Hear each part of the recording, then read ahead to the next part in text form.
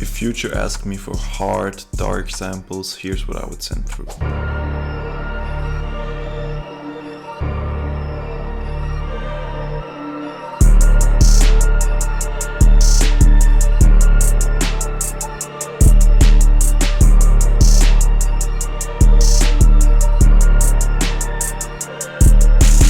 So I started this melody off with this simple triplet pattern, with just the 1, the 2, and then the 5, and then alternating between the 2 and the 3 for the dark feeling, repeating it over, and then just having this 1 bar pattern that I copied over 8 times. As for the lower notes, I added the root note, of course. I added the 5 on the first 4 bars, and I added the 6 on the second 4 bars. And what that does is it gives it this dark, almost evil kind of feeling. And that's what it sounds like without effects.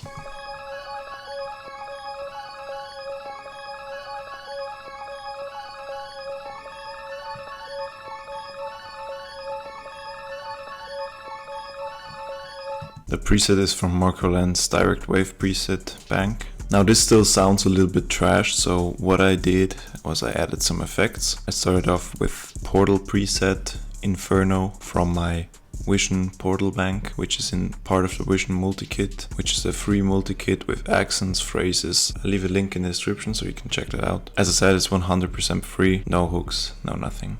Next up I added an EQ, cut out all of the lows, simple. And last thing I did was I added a halftime, and the unique thing I did here, I changed the smooth button from sustain to FX, which gives it that reverse kind of ending. So that's what the melody sounds like with effects.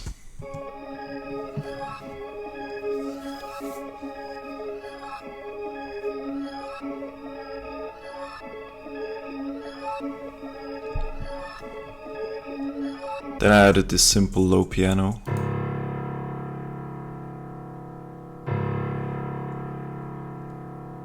From Noir Pure, the basic Pure preset, simple as that. Next up I added this choir.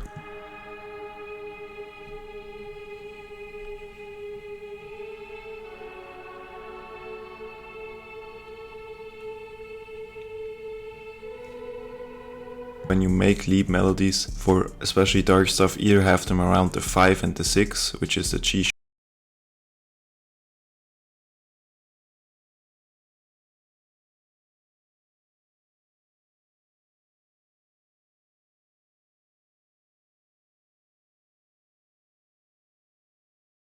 kind of choirs in there, so it's perfect to add some background texture. Then I've added a staccato choir, which sounds like this.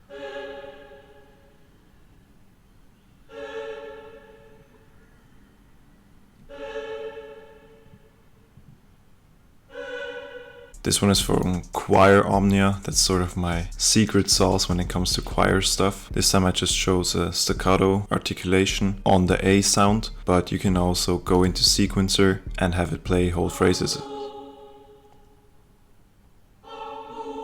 So there's a lot to play with if you need any choir orchestral sounds, phrases, you want to build them yourself. This is definitely the way to go. Just added a big reverb, 2-second delay. My favorite reverb, the round reverb. Then I added this simple counter melody, which is again around the 2 and the 3, stepping up to the 5 and then going down again. Just repeat it all over again. And in the lower notes, again, this change from 5 to 6. That's what that sounds like without effects.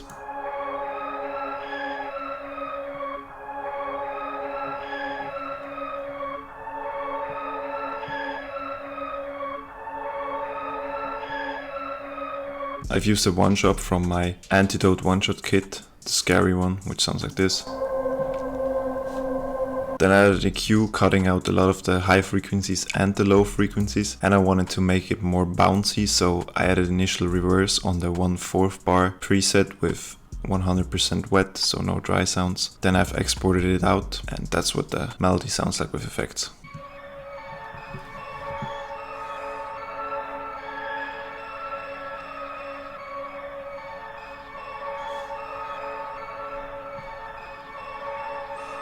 Coffee break.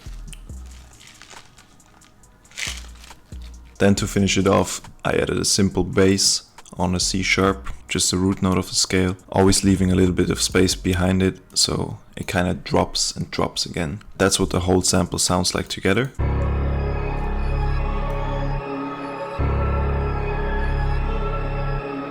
What I always do is export it out so I can play with the pitch. In that case, I pitch it up 1 semitone. What I can recommend is, like, once you have your first 2 instances laid down, your first 3 instances laid down, start adding some drums, because it just helps you make the loop perfect. You don't add too much, you don't add too little, and you always know if that sound is too much or if it fits in there. What I like to do is just have my favorite go-to drum sounds for certain vibes in here, saved up in the favorites, just pull them in, pull in some hi-hat and 808 midis to make it even faster and to get a nice drum bounce. So that's pretty much the drum pattern I used.